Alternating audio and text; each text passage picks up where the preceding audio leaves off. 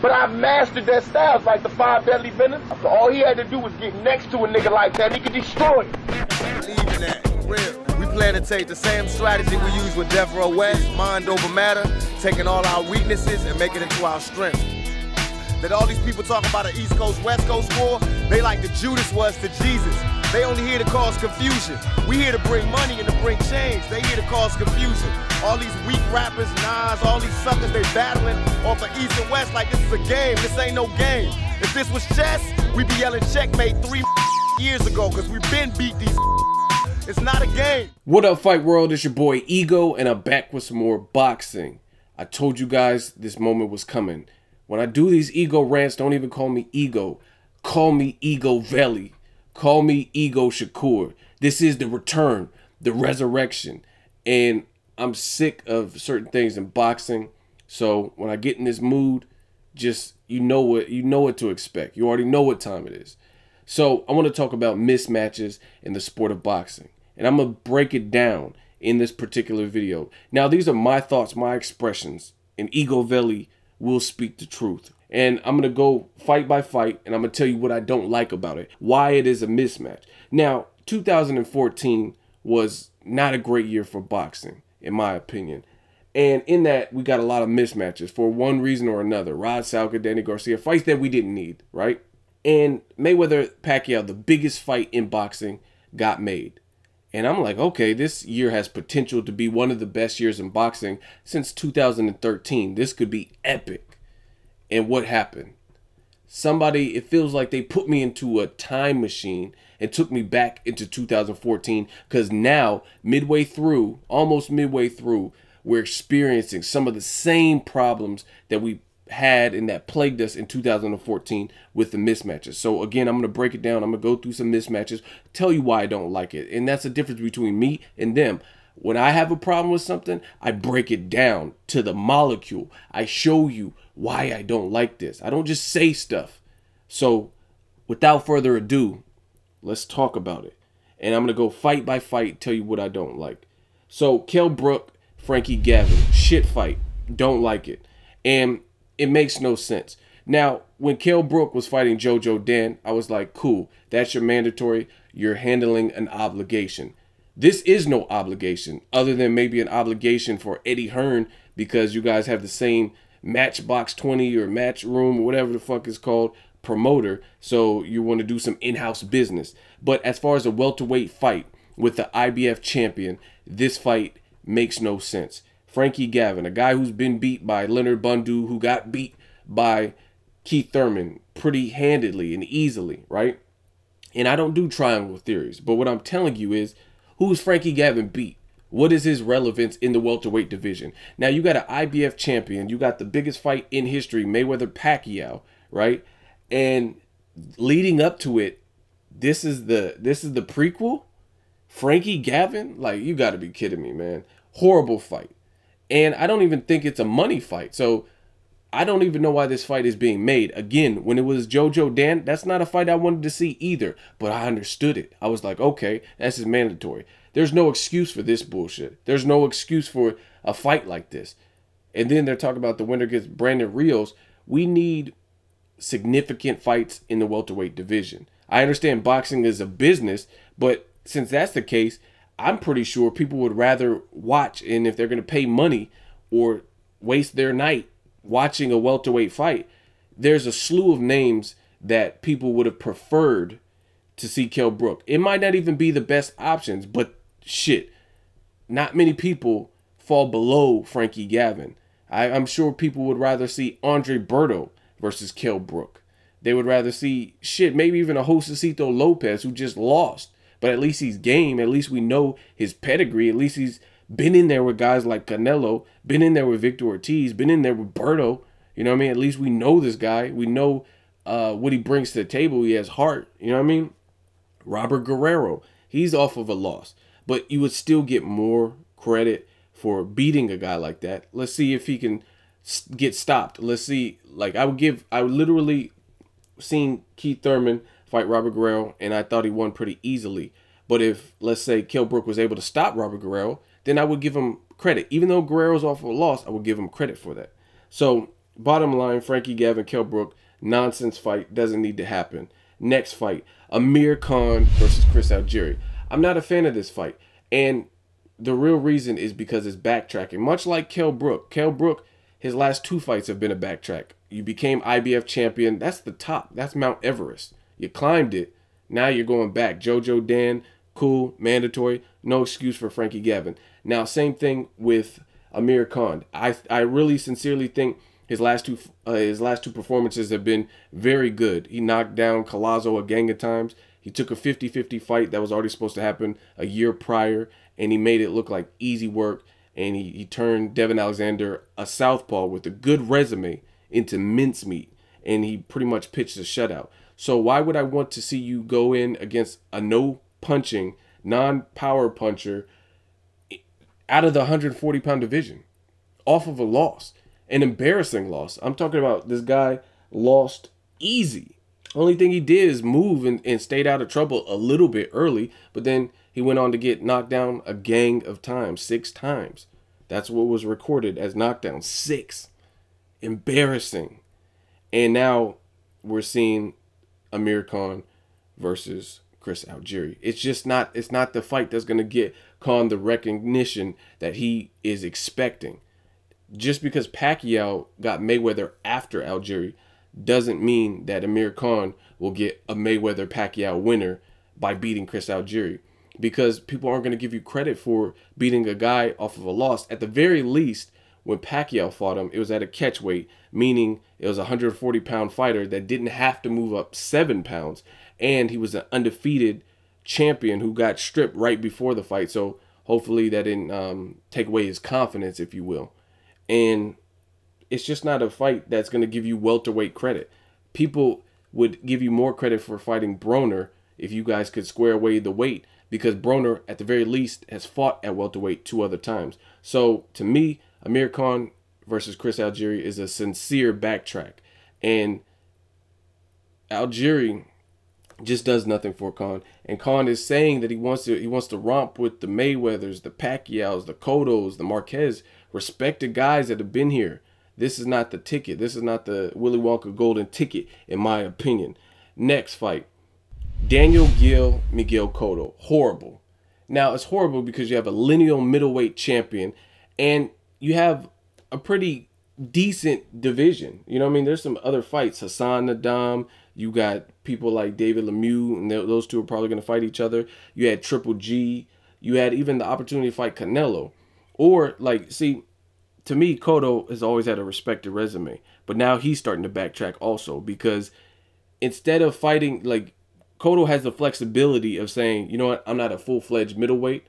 I can fight at 154, right? And instead of taking on a top dog at 154, no, you're fighting Daniel Gill, who Gennady Golovkin stomped. Why do I want to see that? First of all, you're fighting at a catchweight.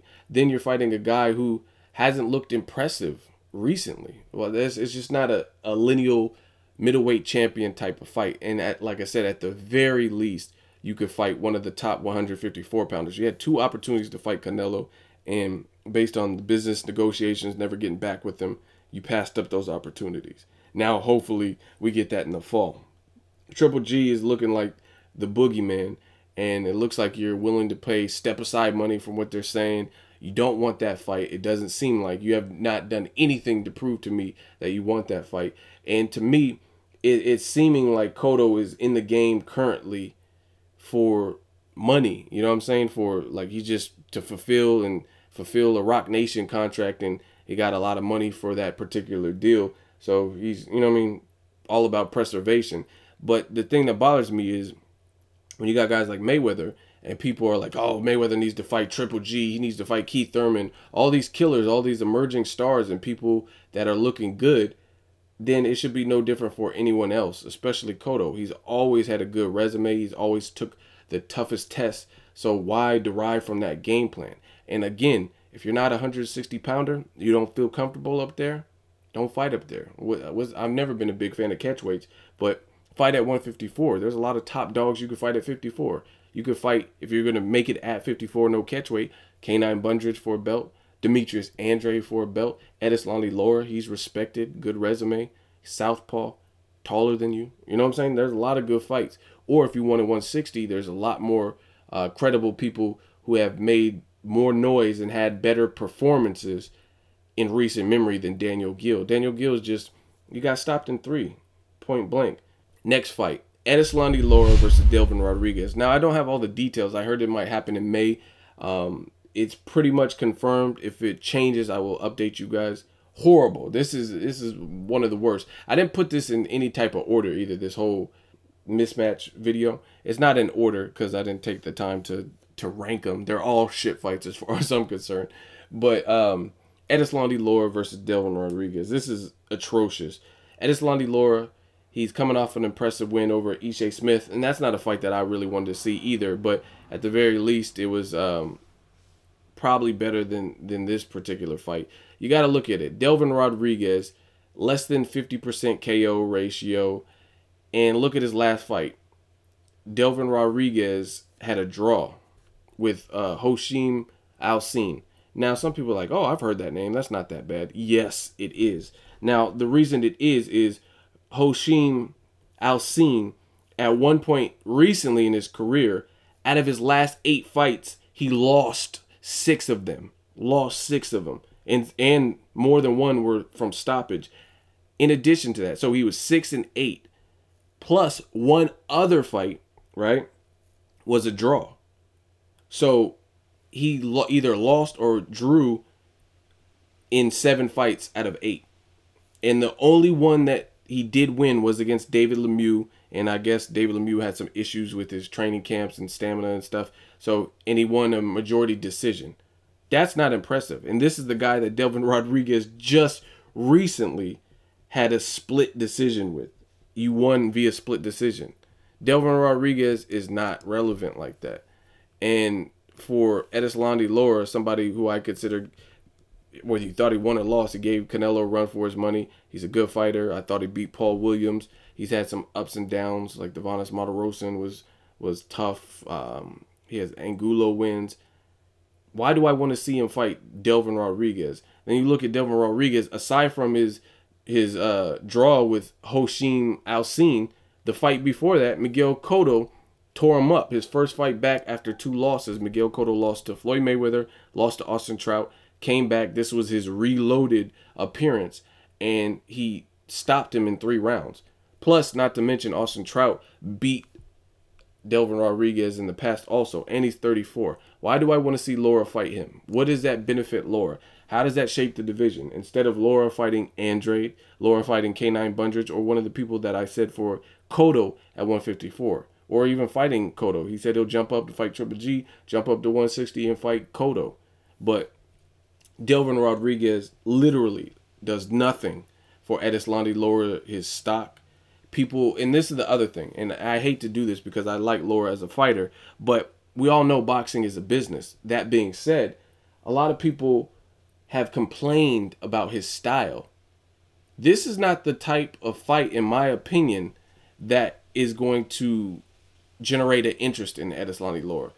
Like a fight with Canelo and Lara, interesting stylistic matchup. You know, Canelo's a good inside fighter, etc.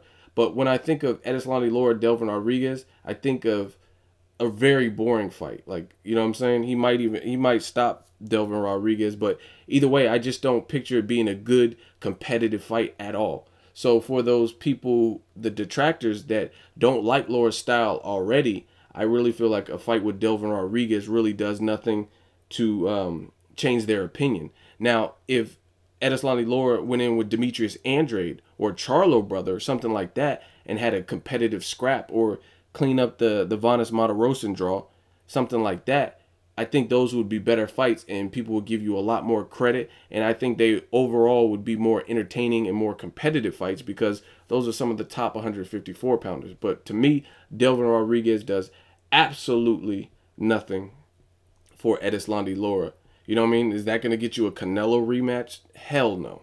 So to see him go from Ishe Smith, again, a fight I didn't even care about really, to Delvin Rodriguez, which is even 10 times worse than Ishe Smith, horrible.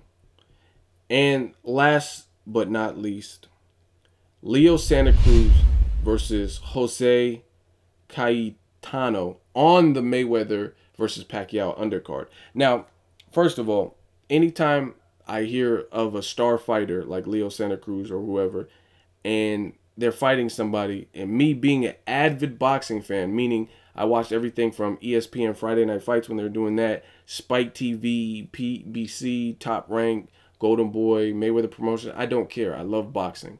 And for me to not even know who this dude is, and this is what I do, I cover boxing. And I literally had no idea who this dude was, right? That's bad. That's bad when the general public, no matter if you're a diehard boxing fan, you don't know who this guy is, can't recall one fight that you've seen him in. That, to me, that is horrific that we're getting Leo Santa Cruz versus that. And then on the fight of the century, Mayweather versus Pacquiao, it's not like Bermane Stiverne, Deontay Wilder, I really wanted to see that fight also, but not like I want to see Mayweather Pacquiao. So Leo Santa Cruz fighting his sparring partner on that undercard, it didn't matter as much because that was a Showtime regular event. This is a $100 pay-per-view, and I'm being forced to, not forced, but if you want to watch an undercard, you are being forced to watch Leo Santa Cruz versus Jose Cayetano. I mean, this sounds like a motherfucker I went to high school with. I don't even know who this dude is.